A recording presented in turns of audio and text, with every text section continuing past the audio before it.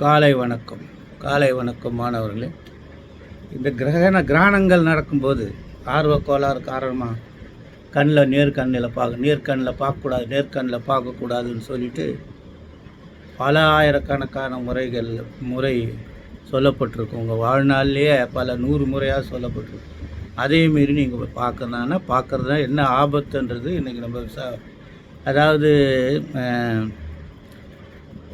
நிலா சூரியனுக்கும் பூமிக்கும் நடுவில் போகும்போது சூரிய கிரகணமும்,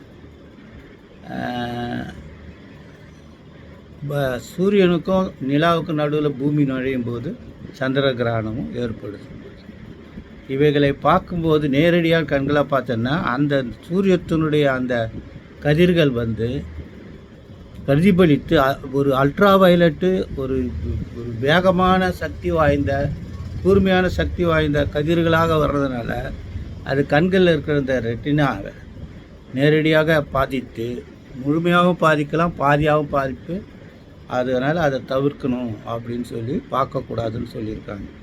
பல்வேறு இதர வழிகள் இருக்குது. என்னென்னா ஸ்பெஷல் கிளாஸஸ் இருக்குது எக்லிப்ஸுக்கு. இந்த இதெல்லாம் கண்ணாடி வச்சு பார்க்கலாம். அப்புறம் இந்த சூரியனுடைய அந்த பிம்பத்தை ஒரு வெள்ளை இதில் பிரதிபலிக்க வச்சு அதை பார்க்கலாம். ஒரு பின்ஹோல் கேமரா மூலமாகவும் பார்க்கலாம் அப்படின்னு பல வகையான வசதிகள் செய்யப்பட்டிருக்குது. அவைகளை பின்பற்றி பார்க்குமாறு கேட்டுக்கொள்கிறோம். காலை வணக்கம்.